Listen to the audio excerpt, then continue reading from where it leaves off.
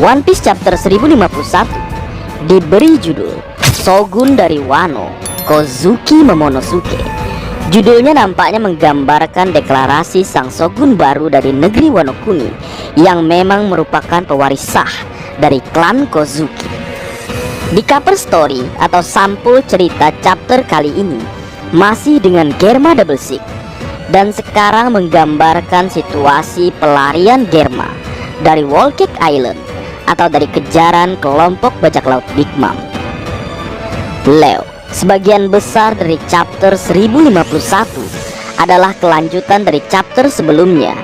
Kozuki Momonosuke memberikan pidato kepada semua penduduk negeri Wano Kuni, dan Kozuki Momonosuke secara sah menjadi shogun di chapter kali ini.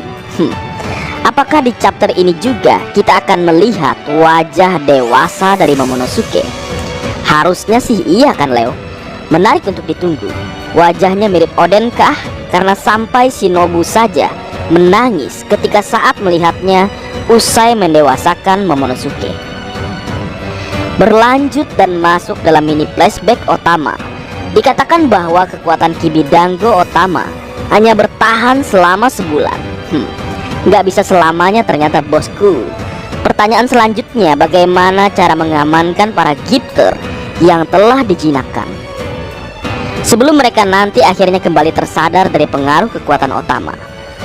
Masukin penjara kah? Atau suruh berlayar ke lautan luas? Atau justru mereka malah mengikuti atau berada dalam naungan kapten tercinta kita, mengingat bos besar mereka yaitu Hyakuzu no Kaido telah dikalahkan? Selain itu, yang pasti para Placer dan Waiters yang kala itu sudah diselamatkan oleh Chopper dari virus iblis es sudah pasti akan mengingat kebaikan yang telah dilakukan oleh sang dokter. Sang dokter yang menyelamatkan semua tanpa melihat kawan atau lawan, karena baginya musuhnya adalah virus iblis es dan kesewenang-wenangan Queen sang wabah yang kala itu mendapatkan tamparan keras dari Chopper dalam mode Monster Point. Berlanjut, yang terakhir, Yamato memberitahu kru bahwa dia adalah Kozuki Oden akan bergabung dalam kelompok bajak laut topi jerami. Beberapa anggota senang dan beberapa terkejut. Yang senang ini menurutku ada dua kelompok. Pertama, kelompok kru Luffy yang bertemu dengan Yamato dalam pertempuran yang berlangsung.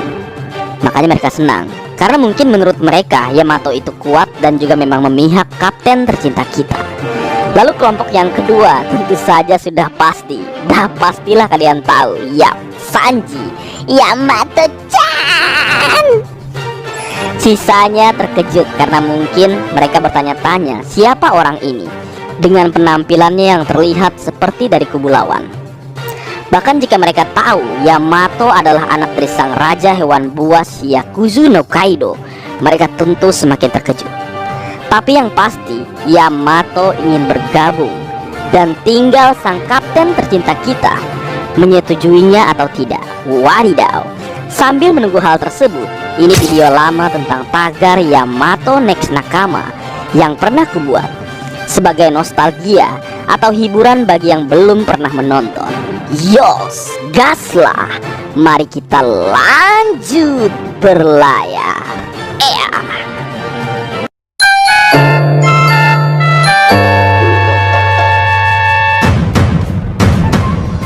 Leo, minggu ini One Piece memang rehat sejenak, dan untuk mengisi kesenggangan yang ada, sebuah konten spesial untuk kalian semua. Sebelum lanjut ke pembahasan, sahabat Marga Anime semua, tolong follow Instagram official Marga Anime, link ada di deskripsi. Oke? Baik, kita mulai pembahasannya. Di chapter 994, Oda Sensei menuliskan sebuah judul yang menarik. Nama lainku adalah Yamato. Memang benar, judul tersebut tentunya merujuk atau berkaitan dengan isi cerita yang menampilkan Yamato yang memperkenalkan dirinya pada Momonosuke. Tapi Leo, sebenarnya ada yang menarik selain hal tersebut yang berhubungan dengan judulnya. Mimin dapat info ini dari dua orang sahabat Mimin. Yang pertama, jika boleh kusebut, Kakanda Tanjung.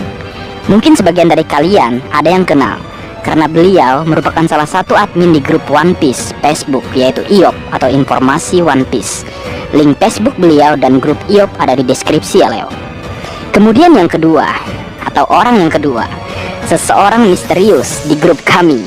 Kami mengenalnya dengan nama Jinbe, bukan Jinbe ya.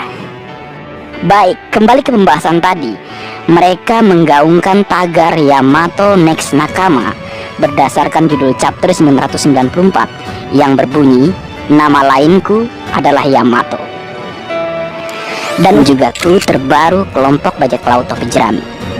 Sehingga alasan inilah yang membuat Mimin ingin membuat konten ini, tentu dengan beberapa tambahan atau sentuhan atau pendapat atau opini atau bisa juga disebut teori dari Kuleo. Jadi tagar Yamato Next Nakama ini nggak sembarangan tagar, karena pada beberapa chapter berikut ini terdapat chapter yang merupakan chapter spesial dengan cover dan judul yang merujuk pada nama-nama kru kelompok bajak laut topi jerami. Dan memang benar, setelah chapter-chapter tersebut rilis, orang yang disebutkan dalam judul chapter tersebut resmi menjadi kru kelompok bajak laut topi jerami atau nakama kapten tercinta kita, Bakasencho Monkey D. Luffy. Entah itu dalam waktu yang berdekatan dengan chapter tersebut, seperti kasus Roronoa Zoro, atau juga memang membutuhkan waktu yang lama, seperti sang kasatria lautan Jinbe. Nah, Leo, berikut ini chapter dengan judul nama nakama Luffy yang berhubungan dengan bergabungnya mereka ke dalam kelompok bajak laut topi jerami. Pertama, di chapter ketiga dengan judul munculnya Zoro si pemburu bajak laut. Nah, di cover tersebut nampak Luffy sedang menaiki seekor ikan hiu yang kita tahu merupakan salah satu binatang buas. Sepertinya ini berhubungan dengan Roronoa Zoro yang memang kita tahu bagaikan hewan buas dan haus akan pertarungan.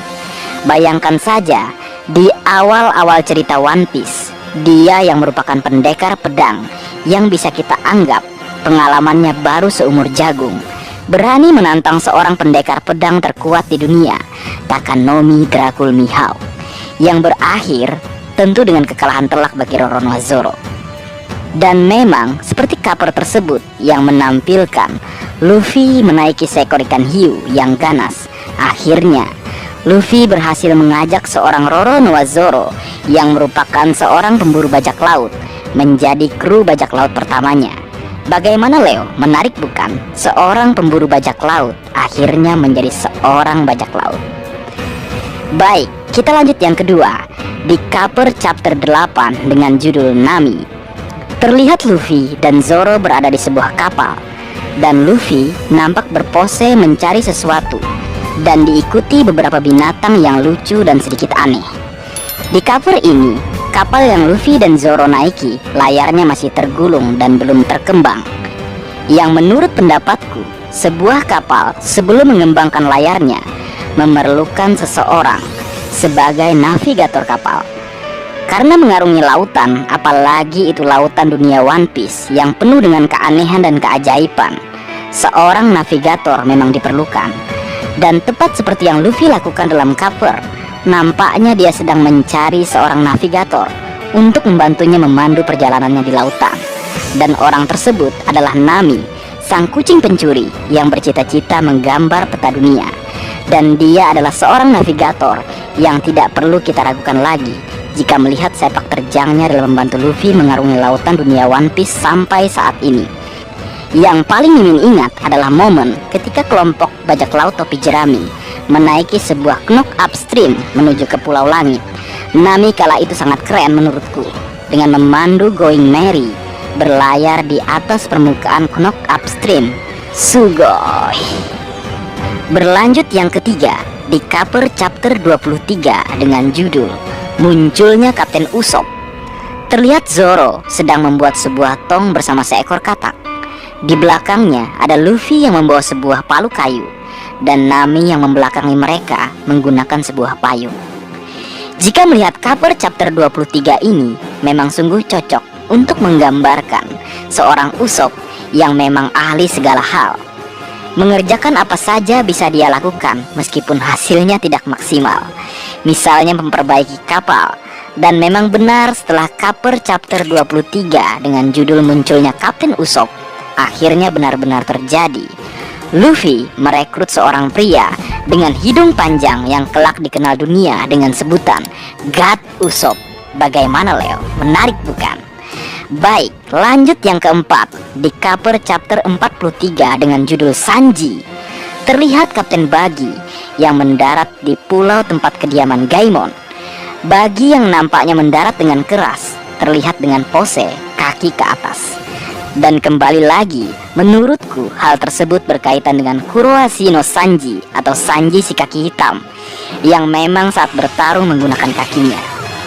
Selain itu, Gaimon yang kita tahu memiliki rambut hijau, apakah juga bisa kita anggap berhubungan dengan siapanya Sanji ya, ketika sudah menjadi bagian dari kelompok bajak laut topi jerami. Dan memang benar, setelah cover chapter 43 dengan judul Sanji rilis, di akhir arc Baratie, Sanji benar-benar direkrut oleh kapten tercinta kita sebagai koki kapal atau kru yang keempat. Bagaimana Leo? Lanjut ke bagian kelima. Di cover chapter 139 dengan judul Tony Chopper, terlihat Django membuka kacamatanya dan matanya berbentuk hati.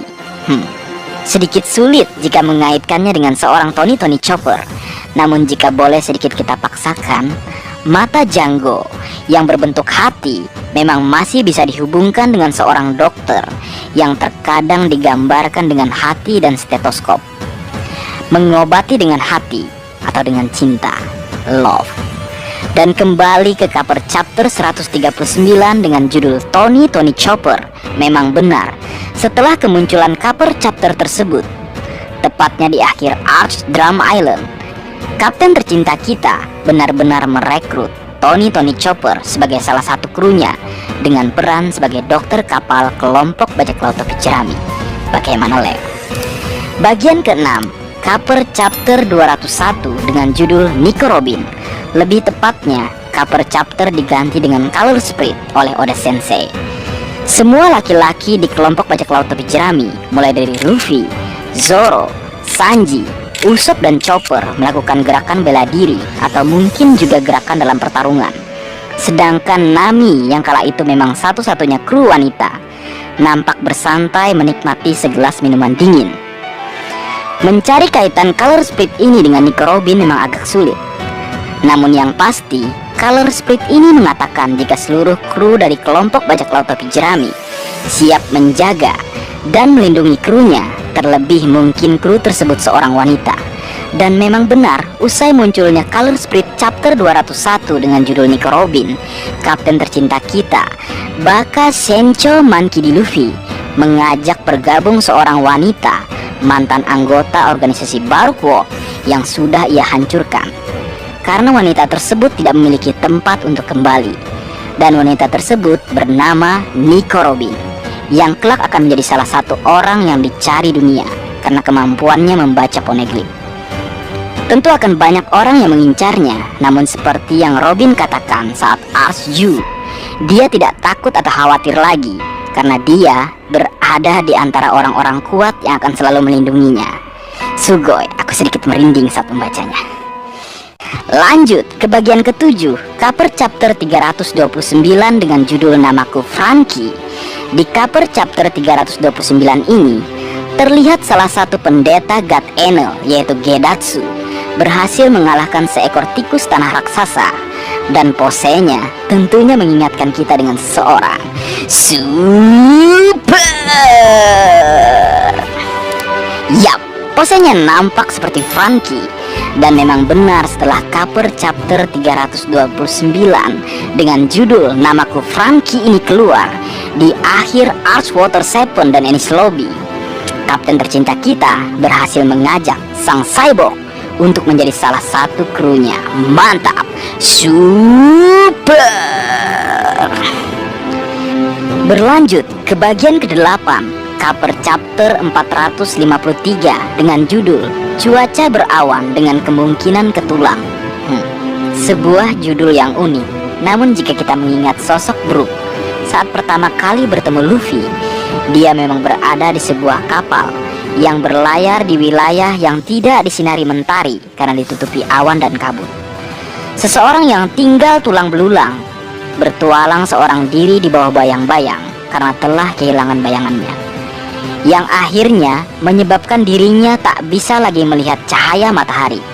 Dan memang benar, setelah cover chapter 453 dengan judul Cuaca Berawan dengan Kemungkinan Ketulang, rilis, Monkey D. Luffy atau sang Kapten Bakayaro di Arch Trailer Bar merekrut seorang kru yang nampak aneh dan juga menakutkan karena hanya berupa tulang belulang tengkorak berjalan.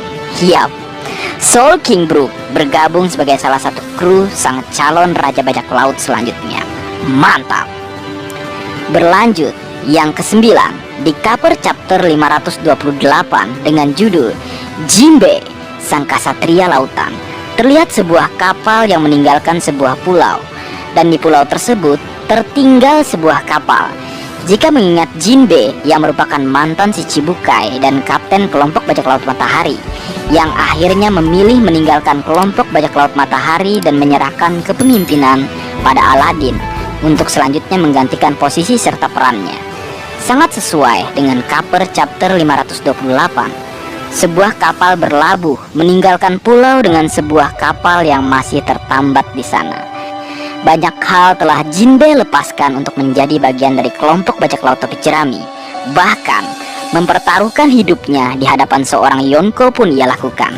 Dan memang benar, saat ini Jinbe, sang kasatria lautan, telah berpindah kapal dan menjadi kru calon Raja Bajak Laut selanjutnya. Mantap. Dan akhirnya tibalah kita ke yang terbaru di cover chapter 994. Seperti yang kukatakan di awal, Oda Sensei memberi judul Nama Lainku Adalah Yamato. Dan di cover ini terlihat BG bersama kelompok bajak laut Fire Tank dan juga Lola serta Von berlayar pergi menjauh dari Pulau Dressrosa dan kejaran angkatan laut menuju ke lautan lepas. Mereka akhirnya bebas, hal yang bisa menggambarkan seorang Yamato yang di awal kemunculannya memang dibelenggu dengan borgol yang bisa meledak dengan tujuan agar dirinya tidak bisa keluar atau meninggalkan Pulau Onigashima atau negeri Wano Kuni. Jika mengingat Yamato yang ingin menjadi seorang Kozuki Oden, pertanyaannya, apakah dia juga ingin keluar dari Wano Kuni untuk berpetualang, sama seperti yang dilakukan Kozuki Oden? Jika iya, ini akan menjadi kans atau kesempatan bagi Yamato untuk menjadi nakama Luffy selanjutnya. Karena jika nanti usai tumbangnya hegemoni dari bajak laut buas Kaido, Yamato tidak ada tempat untuk kembali, sama seperti yang terjadi pada Nico Robin usai Baroque Walk hancur. Jika boleh, aku ingin menyampaikan rumus kemungkinan bergabungnya Yamato sekali lagi. Aku menyebutnya rumus L3P1. Coba kita ingat urutan bergabungnya kru Luffy dengan mengabaikan sang pangeran anti maps, Akaroro Noa Zoro. Urutannya berdasar jenis kelamin. Nami perempuan, Usopp laki-laki, Sanji laki-laki, Chopper laki-laki. Lalu Robin perempuan, Franky laki-laki, Brook laki-laki, dan Jinbe laki-laki. Yang jika diurut adalah V, L, L, L, V, L, L, L. Dan setelah itu, kalian tentu paham yang kumaksud. Next, P, perempuan, maybe Yamato. Ditambah petunjuk cover dan judul chapter 994 yang serupa dengan yang sudah terjadi pada kru lain. Memang benar, para legenda telah tiada, namun semangat serta jiwanya tetap hidup dan menyala bersama para generasi selanjutnya. Kozuki Oden dan Goldie Roger adalah legendanya, dan generasi selanjutnya yang membawa harapan serta mimpi para legenda bisa saja adalah Yamato dan kapten tercinta kita, Monkey D. Luffy. Hal-hal tadi semakin memperkuat kemungkinan bergabungnya Yamato ke dalam kelompok bajak laut topi jerami. Mari kita bersama-sama gaungkan tagar Yamato Next Nakama Sugoi.